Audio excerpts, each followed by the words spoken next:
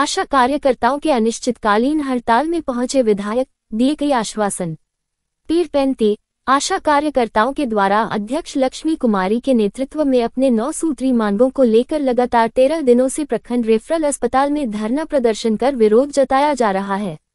वहीं स्थानीय विधायक इंजीनियर ललन कुमार अपने सहयोगियों संग अस्पताल पहुंचे, जहां प्रभारी चिकित्सा पदाधिकारी डॉक्टर सुकेश कुमार व प्रबंधक प्रणव कुमार के नेतृत्व में अस्पताल कर्मियों ने फूलों का गुलदस्ता देकर भव्य स्वागत किया। आशा कार्यकर्ताओं के मांगों का समर्थन करते हुए विधायक ने कहा कि आपकी मांगों को सड़क से सदन तक रखें। 27 जुलाई को विधानसभा अध्यक्ष एवं संबंधित विभाग के सचिव से अपने लेटर पैड पर लिखकर सरकार से कम न्यूनतम मजदूरी की दर से भुगतान करने का मांग करूंगा। प्रदर्शनकारी आशा व वैक्सीन कुरियर कार्यकर्ताओं से आग्रह किया कि वे लोग अपनी मांगों को लोकतांत्रिक तरीके से मान करें, जिससे स्वास्थ्य सेवाएं बाधित नहीं हो। मौके पर आशा बीबी कनीज, पूजा कुमारी, सुषमा पांडेय, किरण देवी, ब्यूटी सिन्हा, कविता देवी, वीना देवी, मौसम देवी, कंचन माला, विक्की देवी, रीता देवी, सविता देवी, गुड़िया कुमारी, सुलेखा देवी, कंचन देवी, फैसिलिटर अनीता देवी, प्रियंका कुमारी, कुरिया महेश पासवान सहित अन्य अस्पताल कर्मी व अन्य लोग मौजूद थे। 15 को ही आना चाह रहे थे, तो उसमें तो चले फिर जिले में इनका प्रदर्शन था और हमारा पूर्ण समर्थन है। सड़क से लेकर सदन तक इनके आंदोलन हम खड़े हैं।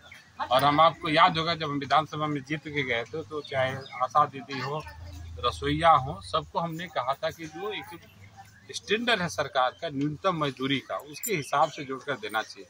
किसी को भी एक मजदूर से कम वेतन देना एक गुनाह है। हमारे भारत के संविधान में है कि हर व्यक्ति का कम से कम कितनी आमदनी होगी, कितना सैलरी होगा, कितनी मजदूरी, ये तय किया गया। अधिकतम नहीं है लेकिन न्यूनतम तय है। अगर 350 रुपया भी इसका न्यूनतम मजदूरी है, उस हिसाब से इनका 10,500 से 11,000 रुपया मेहनत आना होता है। सरकार का जवाब आया था कि हम इनसे पार्ट टाइम जॉब लेते हैं, इनका हम अटेंडेंस नहीं बनाते, इनके काम के बदले ये देते हैं। वो उनका आया था। हम सरकार से यही कहना चाहेंगे आप इनसे 8 घंटा काम ले लीजिए, अटेंडेंस बनाइए और काम इनको बढ़ा दीजिए, लेकिन कम से कम एक मजदूर का जो मजदूरी होता है, जो न्यूनतम मजदूरी है, वो आप 11,000, 12,000, 10,000 से ऊपर होता है, वो इनको दीजिए। बाकी जो फैसिलिटी है वो इनको दीजिए।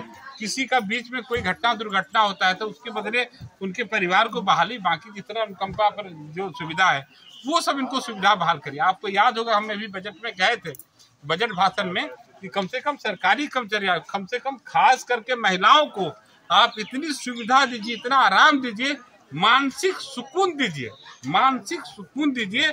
इनको मानसिक सुकून दीजिएगा तब यह दिल से काम कर सकेंगी और आपको काम को अंजाम तक पहुंचा सकेगा, नहीं तो खाना पूर्ति होगा।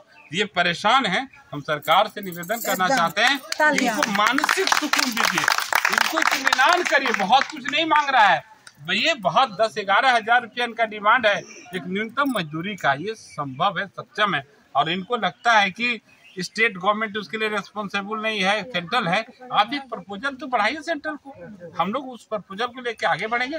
केंद्र में हमारी सरकार है, भले ही आशा दीदियों का मुख्यमंत्री यहाँ पर नहीं हो, लेकिन आशा दीदी का और नरेंद्र मोदी जैसा भाई प्रधानमंत्री इस देश में है, वहां तक तो कागज बढ़ाइए। प्रधानमंत्री जिनकी मांग को पूरा करेंगे, लेकिन आप बीच में ही रोक के रखेंगे तो कैसे होगा। हम इस बात को लेकर के, चूंकि अभी हम चलेगा दिसंबर में फिर हाउस चलेगा, हाउस में हम जोरदार तरीके से फिर से उठाएंगे, लेकिन हमने स्पीकर साहब को फोन पर बताया कि सर ऐसे चल रहा है पूरे देश में, हमारे देश, हम पूरे राज्य में, हमारे यहाँ भी आशा हड़ताल पर है, पूरे राज्य में है, इस तरह का बात चल। उन्होंने हमको 27 तारीख का समय दिया है विधानसभा में, उनको जाके उनसे उनके जो कक्ष में मिलेंगे और इनका जो डिमांड है अक्षरशः उस डिमांड को अपने लेटर पर रिकमेंडेशन के साथ विधानसभा के स्पीकर साहब को, विधानसभा के सेक्रेटरी को हम देंगे, ताकि वो सरकार से जवाब सवाल करे और इनका डिमांड पूरा हो। इसी 27 को हम करने जा रहे हैं।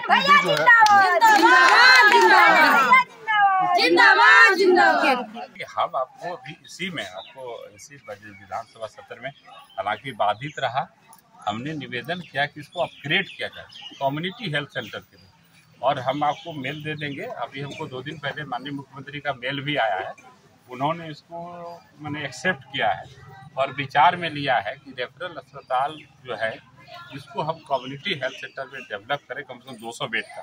अभी 2 दिन पहले आई है, आप अगर कैमरा ऑन रखें तो हम उनका लेटर भी आपको दिखा सकते हैं। तो इसको अपग्रेड करने का। ये अपग्रेड हो जाएगा तो हमको जो यहाँ से जो रेफर हो रहा है हमको भागलपुर रेफर करने की जरूरत नहीं होगी, या ट्रीटमेंट भी होगा। हम इसने कहा, ये भी कहा है कि इसी कैंपस में डॉक्टर्स के लिए वो G+3 और बना दीजिए, मैंने हाई राइज क्वार्टर्स, वो लोग यहाँ पर रहें, इसको ड्यूटी करें।